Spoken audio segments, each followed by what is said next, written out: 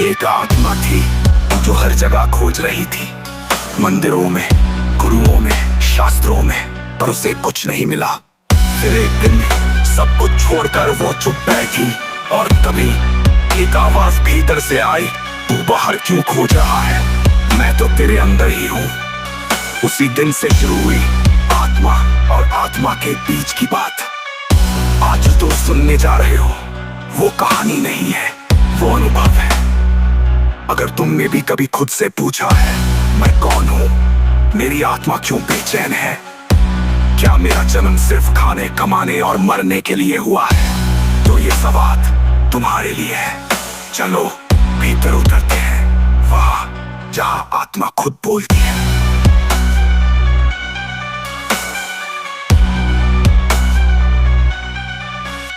अगर तुमने भी कभी खुद से पूछा है, मैं कौन हूँ, मेरी आत्मा क्यों बेचैन है, क्या मेरा जन्म सिर्फ खाने, कमाने और मरने के लिए हुआ है, तो ये सवाल तुम्हारे लिए है। चलो भीतर उतरते हैं, वहां जहां आत्मा खुद बोलती है।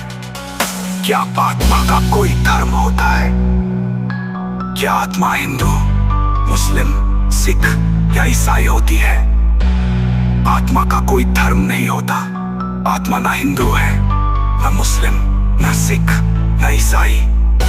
आत्मा दिव्य प्रकाश है, वो सत्य, शांति और प्रेम का स्रोत है। धर्म तो शरीर और समाज का बनावटी ढांचा है।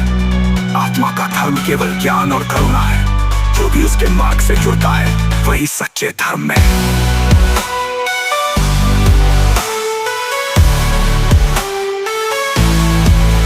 आत्मा न कश्चन धर्म विशेषेण बद्धा, न सा हिंदू, न मुस्लिम, न सिख, न ईसाई। आत्मा तो दिव्य प्रकाश स्वरूपा। धर्मा तो शरीर सामाजिक व्यवस्थाया निर्माणम। आत्मा न धर्म केवलम ज्ञानम च करुणा च। या आत्मा मार्गे स्थिता सदैव सत्यम धर्मम आचरति। क्या आत्मा पुनर्जन्म लेती है? अगर हाँ, तो क्यों और कब? आत्मा पुनर्जन्म लेती है जब तक उसका कार्य अधूरा होता है।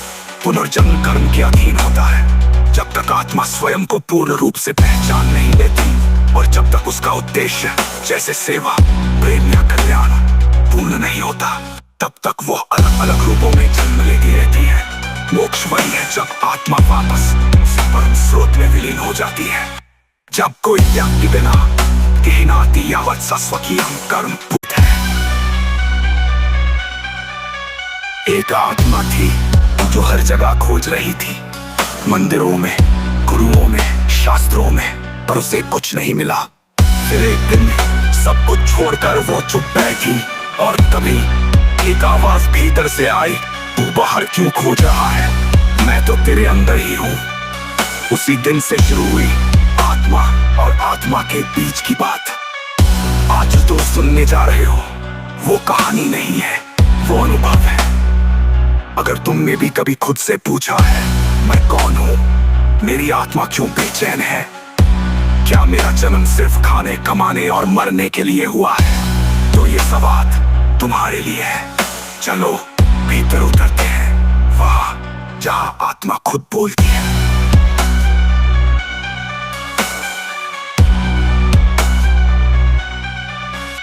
अगर तुमने भी कभी खुद से पूछा है, मैं कौन हूँ, मेरी आत्मा क्यों बेचैन है, क्या मेरा जन्म सिर्फ खाने, कमाने और मरने के लिए हुआ है, तो ये सवाल तुम्हारे लिए है। चलो भीतर उतरते हैं, वहां जहां आत्मा खुद बोलती है। क्या आत्मा का कोई धर्म होता है? क्या आत्मा हिंदू, मुस्लिम, सिख या ईसाई होती है? आत्मा का कोई धर्म नहीं होता। आत्मा ना हिंदू है, ना मुस्लिम, ना सिख, ना ईसाई। आत्मा दिव्य प्रकाश है, वो सत्य, शांति और प्रेम का स्रोत है। धर्म तो शरीर और समाज का बनावटी ढांचा है। आत्मा का धर्म केवल ज्ञान और करुणा है। जो भी उसके मार्ग से जुड़ता है, वही सच्चे धर्म में है।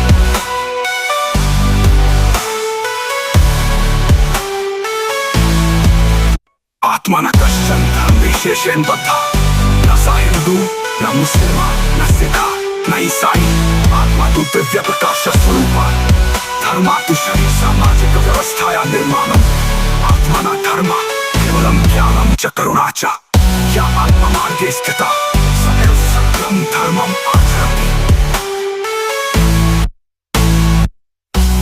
क्या आत्मा पुनर्जन्म लेती है? अगर हाँ तो क्यों और कब? आत्मा पुनर्जन्म लेती है जब तक उसका कार्य अधूरा होता है, पुनर्जन्म कर्म के अधीन होता है। जब तक आत्मा स्वयं को पूर्ण रूप से पहचान नहीं लेती और जब तक उसका उद्देश्य जैसे सेवा, प्रेम या कल्याण पूर्ण नहीं होता, तब तक वो अलग अलग रूपों में जन्म लेती रहती है।